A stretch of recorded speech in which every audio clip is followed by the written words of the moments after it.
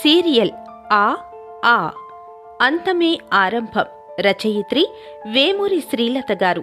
చదువుతున్నది చాందిని రాజేష్. ఎపిసోడ్ 9. అమ్మతో యోగి. జరిగిన కథ. జైల్లో ఉన్న యోగి తన గత జీవితంలో జరిగిన సంఘటనలు తలుచుకుంటూ ఉంటాడు. తల్లిదండ్రుల మరణం తర్వాత మేనమామ ఇంటికి చేరిన యోగి స్కూల్ ఫీజు, బుక్స్, బట్టలు కొనడానికి డబ్బులెలా అని ఆలోచనలో పడ్డారు సత్యనారాయణ, అన్నపూర్ణ. ఇక తరువాత కథ విందాం. తన అవసరాల కోసం మామయ్య, అత్త మాట్లాడుకోవడం విన్న యోగి కొద్దిసేపటి తరువాత బాధపడుతూ వంటగదిలోకి వెళ్ళాడు. బాబును చూసిన అన్నపూర్ణ, గుడ్ మార్నింగ్ యోగి, పాలు కలిపిచ్చేనా అని అడిగింది. ఒక్క క్షణం తలెత్తి అత్తవైపు చూశాడు యోగి. ఎర్రటి కాటన్ చీరలో, మెడలో మంగళసూత్రం గొలుసు, నల్లపూసలు, నుదుటిన కుంకుమ బొట్టు, అప్పుడే తలస్నానం చేసి పూజ చేసుకున్నట్లుగా తలకు చుట్టుకున్న టవల్తో నిజంగానే అన్నపూర్ణదేవిలా కనిపించింది. వెంటనే అమ్మ గుర్తుకొచ్చింది. అత్తమ్మా అని పిలిచాడు యోగి. సత్యవతి ఎన్నోసార్లు అత్త కాదురా, అత్తమ్మా అని పిలువు అని చెప్పినా విననివాడు ఈరోజు తనంతట తానే అత్తమ్మా అని పిలవడంతో అన్నపూర్ణ సంభ్రమంగా చూసింది. యోగి బుగ్గలు పునికి ముద్దు పెట్టుకుంది. అత్తమ్మా, తప్పు చేస్తే భయపడకుండా ఒప్పుకోమని చెప్పిందమ్మ. రాత్రి నాకు బాగా ఏడుపొచ్చింది. అమ్మ నన్నెందుకు వదిలేసింది అని కోపం కూడా వచ్చింది. నేను కూడా సత్తన్న కొడుకులా పాలేరైపోతానేమో అని భయం కూడా వేసింది. అందుకే కోపంలో అలా చేశానన్నమాట. సారీనే, మామయ్యకి కూడా సారీ చెబుతాను అంటూ బయటకు వెళ్ళి సారీ మామయ్య అని చెప్పాడు. సత్యనారాయణ కోపంగా, చేసిందంత చేసి మళ్ళీ సారీ అంట సారీ. మీ నాన్న బాగానే పెంచాడు నిన్ను. అదే నా కొడుకైతే చెమడా లూడదీసేవాణ్ణి అన్నాడు. పెద్దవాళ్ళు ఇలా కోపంగా మాట్లాడేటప్పుడే ఏం మాట్లాడుతున్నామన్న స్పృహతో మాట్లాడాలి. సత్యనారాయణ ఇప్పుడు డబ్బులు అప్పు తేవాలన్న బాధతో యోగితో కోపంగా మాట్లాడిన మాటల్లో నువ్వు బయటవాడివి, అందుకే నిన్ను దండించడం లేదు అని అన్యాపదేశంగా చెప్పాడు. అప్పుడే మనసు సర్దుకుంటున్న యోగికి ఆ మాట ముల్లులా గుచ్చుకుంది. నేను బయటవాడినే అనే భావం మళ్లీ మనసులో బలపడిపోయింది.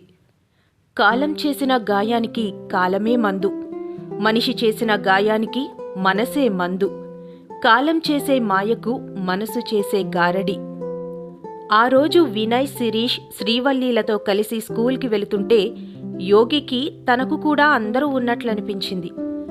వేర్లతో సహా పీకి వేరే చోట నాటిన లేత మొక్క ఒక్కోరోజు వడిలిపోతుంది, ఒక్కోరోజు నవనవలాడుతుంది. అలాగే ఉంది యోగి పరిస్థితి కూడా. అందరితో ఉంటే అందరూ ఉన్నారనిపిస్తుంది. ఒక్కడే ఉండి తల్లిదండ్రులు గుర్తుకు వచ్చినప్పుడు మాత్రం తనకెవరూ లేరు అనిపిస్తుంది. ఆ పసి మనసులోని ద్వైధీభావానికి కాలమే సమాధానం చెప్పాలి. మధ్యాహ్నం లంచ్ బెల్ టైంకి సత్యనారాయణ వచ్చి బుక్స్ బ్యాగ్ ఇచ్చి వెళ్ళాడు. బ్యాగ్ తెరిచిన యోగికి బుక్స్ అన్నీ కొత్తగా కనిపించాయి. Text books, work books, notes అన్నీ ఉన్నాయి. సాయంత్రం ఇంటికి వచ్చేసరికి అల్మరాలో 5-6 జతలు కొత్త బట్టలు కనిపించాయి. అన్నపూర్ణ లోపలికొస్తూ, బట్టలు బాగున్నాయా యోగి అని అడిగింది. యోగి ఆమె మెడవంక చూశాడు. పొద్దున్న నల్లపూసలతో కలకలలాడిన మెడ వట్టి మంగళసూత్రం గొలుసుతో కొంచెం బోసిగా కనిపించింది. తను చేసిన పని వలనే అత్త గొలుసు తాకట్టు పెట్టవలసి వచ్చింది.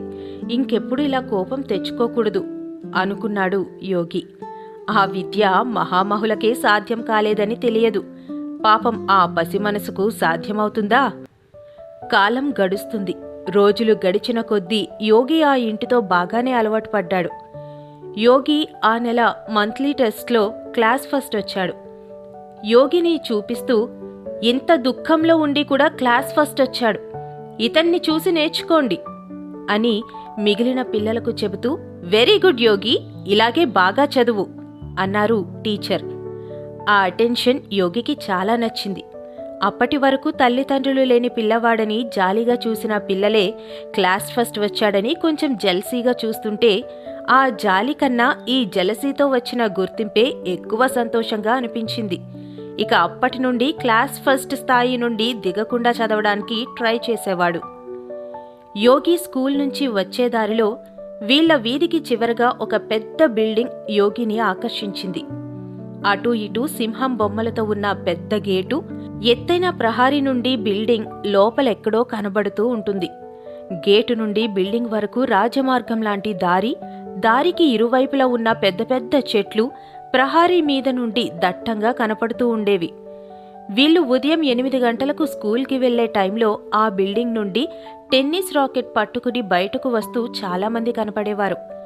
యోగి వాళ్ళను చూస్తూ, వినయ్, రోజూ ఇంతమంది బ్యాట్లు తీసుకుని వెళ్తున్నారు, అక్కడ ఆటలు నేర్పిస్తారా అని అడిగాడు. కాదు, అదిగో బయట ఉన్న బోర్డు చూసావా, ఆంధ్రా క్లబ్ అని రాసి ఉంది కదా, దాంట్లో అన్ని ఆటలు ఆడతారు అని చెప్పాడు వినయ్.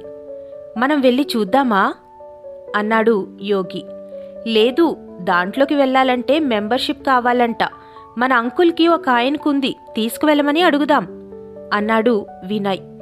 వీళ్ళు సాయంత్రం స్కూల్ నుండి వచ్చేటప్పుడు కూడా చక్కగా రెడీ అయిన వారు కార్స్లో, స్కూటర్ మీద ఆ క్లబ్ లోపలికి వెళుతూ ఉండేవారు. రాత్రిపూట కూడా ఆడతారా, ఈ టైంలో కూడా వెళ్తున్నారు అని ఖరీదైన కార్స్ వైపు చూస్తూ అడిగాడు యోగి. హా, పొద్దున్నే హెల్త్ కోసం టెన్నిస్ ఆట, ఆనందం కోసం రాత్రిపూట పేకాట ఆడతారట, నాన్న అమ్మకి చెబుతుంటే విన్నాను అని నవ్వుతూ చెప్పాడు వినయ్. పేకాట పేరు వినగానే యోగి ముఖంలో అంతులేని విచారం దోబూచులాడింది. అమ్మా, అమ్మా అని పిలిచాడు వినయ్. ఏంటి నాన్న, ఏం కావాలి అని అడిగింది అన్నపూర్ణ. నేను ఈ రోజు నుండి యోగి ఉన్న రూంలో పడుకోను, చెల్లిలా మీ దగ్గరే పడుకుంటాను, చదువుకోవడం కూడా మీ రూంలోనే అన్నాడు వినయ్. అన్నపూర్ణ కొంచెం గట్టిగా, ఎందుకు, చెల్లంటే చిన్నపిల్ల, నువ్వు పెద్దవాడివి అయిపోతున్నావు, ఒక్కడవే పడుకోవడం అలవాటు చేసుకోవాలి. ఇప్పుడు నీకు తోడుగా యోగి కూడా ఉన్నాడు, మీ ఇద్దరు చదువుకోవడానికి ఆ రూంలో టేబుల్ కూడా వేశాం, చక్కగా చదువుకునేదానికి ఏమైంది అంది అన్నపూర్ణ. వినయ్ నసుగుతూ, మరి యోగి అన్నాడు. అన్నపూర్ణ కసురుతూ, నాంచకుండా విషయం చెప్పు అంది. మరి యోగి చదువుకునేటప్పుడు సత్యవతి అత్తతో మాట్లాడుతున్నాడు, పడుకునేటప్పుడు కూడా అత్త దగ్గరే పడుకుంటున్నాడు అని చెప్పాడు వినయ్. అన్నపూర్ణకొక్కసారిగా ఒళ్ళు జలధరించింది. ఛత్, నోర్మూసుకో, చచ్చిపోయిన వాళ్ళతో ఎలా మాట్లాడతారా నువ్వు, నీ పిచ్చి మాటలును అని కోపంగా అంది. నిజమమ్మా, చదివింది నాకు అప్పచెప్పమంటే మా అమ్మకు అప్పచెపుతానులే అంటాడు, ఓ పక్కన పడుకుని అమ్మా చోటు సరిపోయిందా అంటాడు, నాకు భయం వేస్తుందమ్మా అని చెప్తున్న వినయ్కి కళ్ళ వెంట నీళ్ళొక్కటే తక్కువ. ఒక్క క్షణం ఆలోచనలో పడింది అన్నపూర్ణ. అన్నపూర్ణ సాలోచనగా, నేను యోగితో మాట్లాడతాన్లే అంది. రూంలో చదువుకుంటున్న యోగికి వీళ్ల మాటలు వినపడుతూనే ఉన్నాయి. టైం రాత్రి 7 అవుతుండగా, యోగి, హోంవర్క్ అయిపోయిందా అని అడుగుతూ లోపలికొచ్చింది అన్నపూర్ణ. అయిపోయిందత్తమ్మా, ఇక అప్పచెప్పాలంతే అన్నాడు యోగి. నాకు అప్పచెపుతావా అని అడిగింది అన్నపూర్ణ. నేను అమ్మకు అప్పచెపుతానులే అత్తమ్మా అన్నాడు యోగి. అమ్మ ఎక్కడ ఉంది యోగి, అలా మాట్లాడకూడదు, తప్పు అంది అన్నపూర్ణ. అమ్మలేదని నాకు తెలుసత్తమ్మా, కాని అమ్మ ఉందని ఊహించుకోవడం చాలా బాగుంది. అమ్మతో చదువుకుంటున్నట్లు, అమ్మ ఒళ్ళో పడుకున్నట్లు ఊహించుకుంటుంటే బాగుందత్తమ్మా, అందుకే అలా అంటున్నాను అన్నాడు యోగి. తల్లి కోసం పరితపించే ఆ చిన్ని మనసులోని ఆశను, ఆవేదనను అర్థం చేసుకున్న అన్నపూర్ణ మనసు బాధగా మూలిగింది.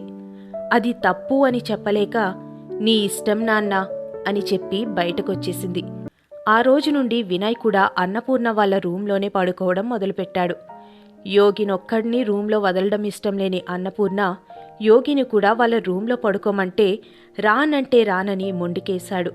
ఆ మొండితనానికి సత్యనారాయణకు కోపం వచ్చి, ఎక్కడో చోట ఉండని, ఇంట్లోనే కదా ఉన్నాడు అని అన్నపూర్ణను కసురుకోవడంతో ఆమె ఏమీ అనలేక ఊరుకుండిపోయింది. ఒకరోజు స్కూల్ నుండి రావడమే ఎవరితో మాట్లాడకుండా మౌనంగా ఉన్నాడు యోగి. అన్నపూర్ణ స్నాక్స్ పెడుతూ, యోగి, ఎందుకు నాన్న అలా ఉన్నావ్ అని అనునయంగా అడిగింది. యోగి బేలగా, అత్తమ్మా, నువ్వు కూడా అమ్మకు మళ్ళీ నిప్పంటించుకుంటావా అని అడిగాడు. అన్నపూర్ణ నివ్వెరపోయి, నేనా? నిప్పా? చచ్చా, అవేం మాటలు! నేనెందుకు చేసుకుంటాను అలాగా అని అడిగింది. మరి మామయ్యను అక్కడికి వెళ్ళొద్దని చెప్పు అన్నాడు యోగి.